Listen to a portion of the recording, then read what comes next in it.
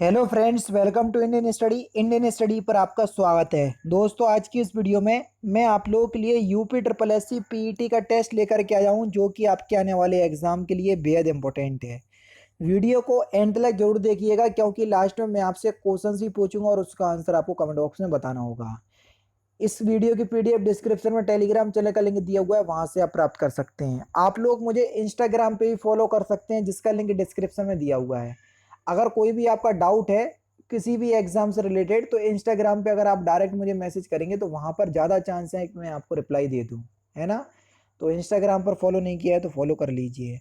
पहला क्वेश्चन के 563 ईसा पूर्व में महात्मा बुद्ध का जन्म कहाँ हुआ था। ये क्वेश्चन एक बार और हो चुका है। अब इतने सेट करवाऊंगा मैं प्रैक्टिस सेट, ये 64वां 65वां प्रैक्टिस सेट है, तो क्वेश्चंस तो कहीं ना कहीं रिपीट होंगी। तो सही आंसर हो जाएगा सर लुम्बिनी में। 563 ईसा पूर्व में महात्मा बुद्ध का जन्म लुम्बिनी नामक स्थान पर हुआ था। यह नेपाल के तराई क्षेत्र में स्थित है। ठीक है, तो तीसरा ऑप्शन करेक्ट। ठीक है। और हाँ, ध्यान रखना, ये वीडियो आज सुबह 7 बजे अपलोड हो रही है। अब आप बोलोगे सर अभी आप 9 बजे अपलोड करते थे, फिर आपने 8 बजे अपलोड किए 2 दिन, आज 7 बजे। वो इसलिए कर रहा हूँ बच्चे, क्योंकि मैं वीडियो की संख्या आप लोगों के लिए बढ़ा रहा हूँ। और जब वीडियो की संख्या बढ़ाऊंगा तो मुझे टाइम की तो ज़्यादा आवश्यकता होगी ना। क्यों? क्योंकि दिन में तो 24 ही घंटे मिलने हैं। और मैं सोच रहा हूँ कि रात के 11 बजे तक आपको या 10 बजे तक सारी वीडियो प्रोवाइड करवा दूँ, है ना। तो इस वजह से थोड़ा सा मैनेज कर लीजिए टाइमिंग। बाकी आप मेरा चैनल ओपन करके देखेंगे तो आपको वीडियो जरूर मिलेगी न्यू कोई ना कोई। ठीक है। नोटिफिकेशन जाए नहीं जाए ये थोड़ी सी दिक्कत वाली हो सकती है, लेकिन सुबह 7 बजे की वीडियो का और दोपहर के साढ़े सवा 12 की जो वीडियो का नोटिफिकेशन होगा वो 100% आपको मिलेगा। ठीक है। तो इसलिए मैं आपसे कह रहा हूँ कि आप लोग थोड़ा सा मैनेज कीजिए। ठीक है। नेक्स्ट क्वेश्चन से आपका कि सिराज हिंद के नाम से विख्यात जौनपुर नगर की स्थापना किसने की थी। तो सिराज हिंद के नाम से विख्यात जौनपुर नगर की स्थापना फिरोज शाह तुगलक ने की थी। किसने? फिरोज शाह तुगलक, पहला ऑप्शन करेक्ट। ठीक है। निम्नलिखित में से किसे भारत में स्थानीय स्वायत्त शासन का जनक माना जाता है। बढ़िया क्वेश्चन है।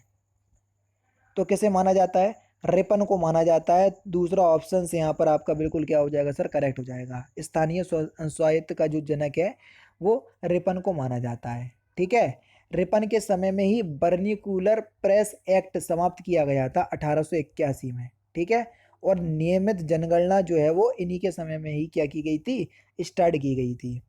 मुगल सम्राट किस मुगल सम्राट के शासन के दौरान भारतीय मुगल चित्रों का उद्गम हुआ। बढ़िया क्वेश्चन से बता सकते हैं। तो सही आंसर हो जाएगा सर। देखो मैं आपको बता दूं, इस क्वेश्चन को समझा दे रहा हूं। भारतीय मुगल चित्रों का उद्गम उद्गम की बात करें तो ये हुमायूं के समय में हुआ। और चित्रकला किसके समय में सबसे ज्यादा फली फूली, तो वो है जहांगीर। तो दोनों ही क्वेश्चंस जो है वो अलग हैं।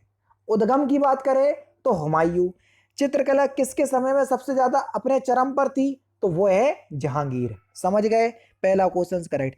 अब मैं क्या बोलूं, चलिए आप लोग आगे बढ़िए, क्वेश्चंस को पढ़िए। मैं नहीं चाहता हूं कि किसी स्टूडेंट को मैं थोड़ा बुरा फील करवाऊं, है ना।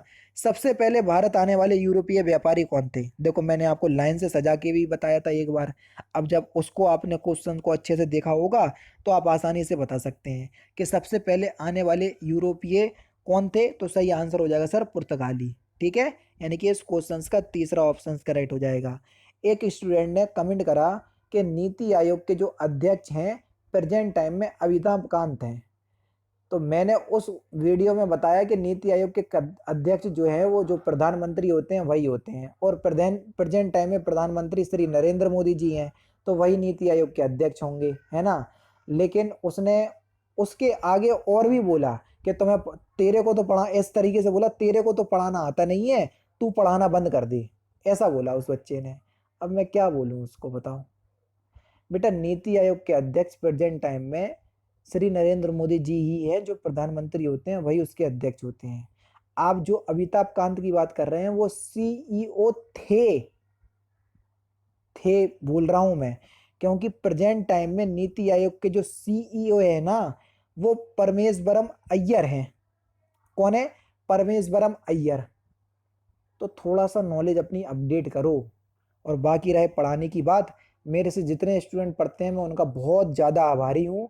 और मैं अपने आप को खुशकिस्मत समझता हूँ कि जितने स्टूडेंट मेरे से पढ़ते हैं, वो जितने अच्छे कमेंट करते हैं ना, वही मेरे लिए मोटिवेशन है।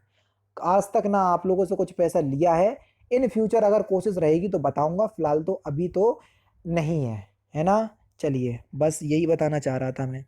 स्वतंत्रता का नवग्रहित तिरंगा पहली बार किस कांग्रेस अधिवेशन में फहराया गया था? तो लाहौर अधिवेशन 1929, तीसरा ऑप्शन यहाँ पर आपका बिल्कुल करेक्ट हो जाएगा। ठीक है। नेक्स्ट क्वेश्चन, भगत सिंह निम्नलिखित में से किसके नेता थे? Chandrashekhar Azad, Sardar Bhagat Singh Hindustan socialist republic association के सदस्य थे। ठीक है। तो यहाँ पर जो आपका सही आंसर हो जाएगा ऑप्शन नंबर बी, दूसरा ऑप्शन करेक्ट। गांधी इरविन समझौता कब हुआ? तो सही आंसर हो जाएगा आपका 1931, दूसरा ऑप्शन करेक्ट। मतलब मैं ये नहीं कह रहा हूँ कि मेरे से गलती नहीं होती, मेरे से 50 बार गलती होती है और मैं वीडियो में गलती करता भी हूँ। वहां पर मैं आप लोगों को बोलता हूँ कि मेरे से गलती हो गई है, मुझे माफ कर दो, मेरे ये वर्ड होते हैं, है ना। टीचर जो है वो एक वंदनीय होता है, उसकी आप निंदा करेंगे ना तो उसको बहुत बुरा लगता है। अगर आप कोई चीज बता रहे हैं तो आपका कंफ्यूजन है, आप लिखो कमेंट में, आपको खुली छूट है। लेकिन उस चीज को अगर आप सही लहजे में लिखोगे ना तो मुझे पढ़ने में भी अच्छा लगेगा और उसके बाद मुझे बताने में भी अच्छा लगेगा। मैंने आपका रिप्लाई वहां पर कमेंट में नहीं दिया, मैंने जो रिप्लाई दिया है वो वीडियो में दिया। अगर आप अच्छे से बोलते ना तो मैं कमेंट में ही रिप्लाई दे देता आपको। फिलहाल आपने उस तरीके का छोड़ा ही नहीं तो मैंने नहीं दिया। रोलैक्ट एक्ट पारित होने के समय भारत का वायसराय कौन था? तो सही आंसर हो जाएगा आपका चेम्सफोर्ड, तीसरा ऑप्शन यहाँ पर आपका बिल्कुल करेक्ट हो जाएगा। अब आपका क्वेश्चन निकल के आएगा, सर रोलेट एक्ट कब पारित हुआ? देखो, चेम्सफोर्ड रोलेट एक्ट पास होने के समय भारत के वायसराय थे। 1919 में रोलेट एक्ट पारित हुआ था।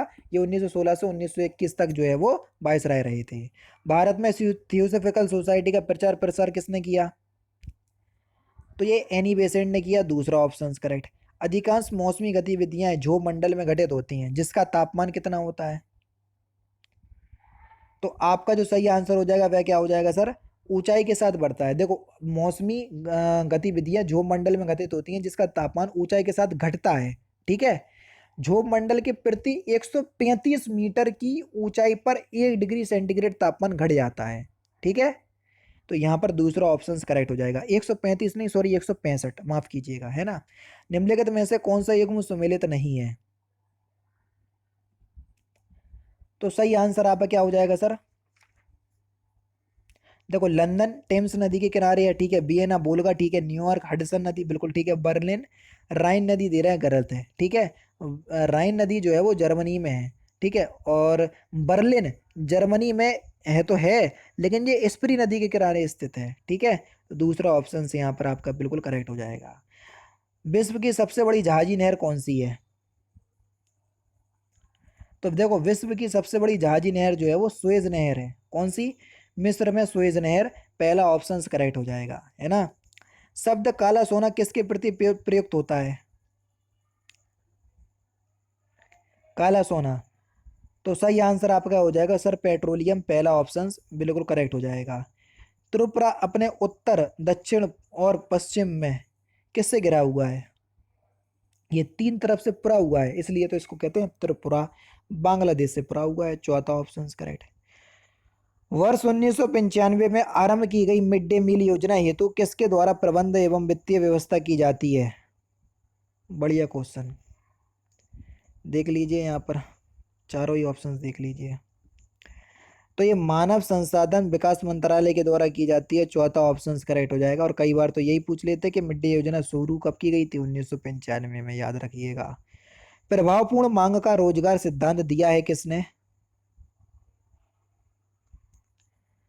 तो ये कीन्स ने दिया, चौथा ऑप्शन से यहाँ पर आपका बिल्कुल क्या हो जाएगा सर? करेक्ट हो जाएगा। मुद्रा बाजार किसके लिए होता है?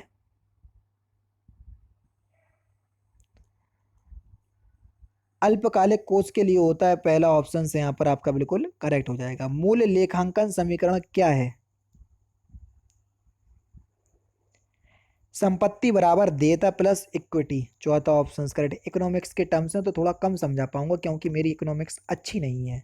स्वतंत्र भारत में पहली बार मुद्रा विमुद्रीकरण कब हुआ था?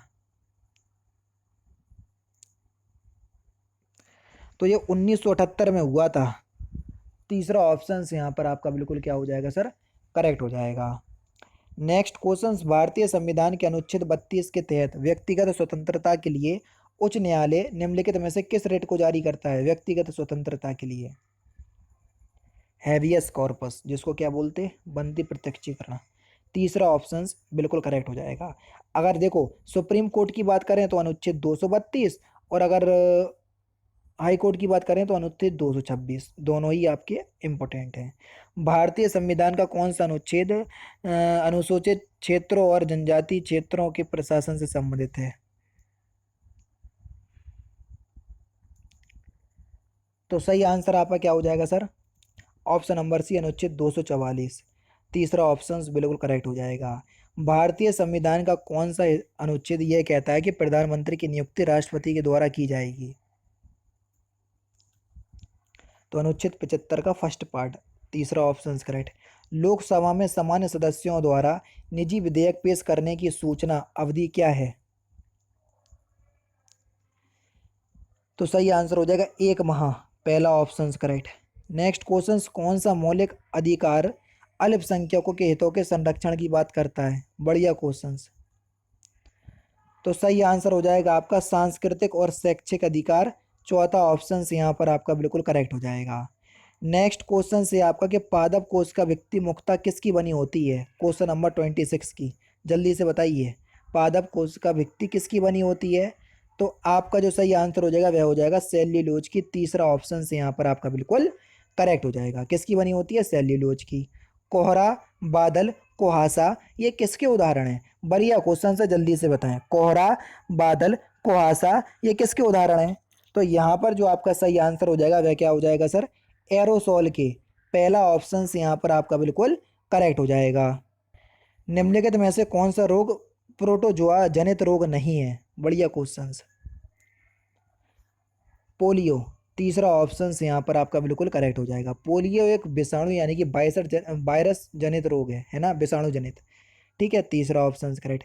ऊर्जा की आवश्यकता के लिए केवल ग्लूकोज का उपयोग होता है? यकृत के द्वारा, चौथा ऑप्शन बिल्कुल करेक्ट हो जाएगा। आयोडीन की कमी के कारण क्या होता है? जल्दी से बताइए। आयोडीन की कमी के कारण घेंगा रोग होता है, दूसरा ऑप्शन करेक्ट। हिंदी के शब्दों का लिंग निर्धारण किसके आधार पर होता है? बढ़िया क्वेश्चन है। तो बोलोगे आप क्रिया के आधार पर, कई लोग सोच रहे होंगे संज्ञा के आधार पर, जैसे मैंने राम लिख दिया तो राम एक संज्ञा शब्द है और पता चल रहा है कि ये पुल्लिंग है। सीता शब्द लिख दिया, ठीक है, सीता एक संज्ञा शब्द है और पता चल रहा है कि सर स्त्रीलिंग शब्द है। अब आप बोलोगे सर संज्ञा से तो काम हो ही रहा, तो क्रिया क्यों ऑप्शंस में लगा रहे? अब मैंने आपके सामने लिख दिया वह जा रहा है, वह जा रहा है। अब देखो रहा है से पता चल रहा है कि वह जो है वो एक पुल्लिंग शब्द है, वह जा रही है, तो देखो रही है से पता चल रहा है कि वह एक स्त्रीलिंग शब्द है। आप वैसे पता नहीं लगा सकते थे कि वह पुल्लिंग है या स्त्रीलिंग है, लेकिन क्रिया से आप पता लगा सकते हैं कि एक्चुअल में वो वह स्त्रीलिंग है या पुल्लिंग है। ठीक है, तो बिल्कुल 100% पता क्रिया से लगता है, ध्यान रखना है। जो किसी के उपकार को याद रखता हो वाक्यांशों के लिए एक शब्द क्या होगा? तो उसको बोलेंगे हम कृतज्ञ। और जो किसी के उपकार को ना मानता हो तो कृतज्ञ है। ग्रीस के लिए सही संधि विच्छेद क्या होगी ये आपको बताना है, जल्दी बताइए। ग्रीस के लिए सही संधि विच्छेद,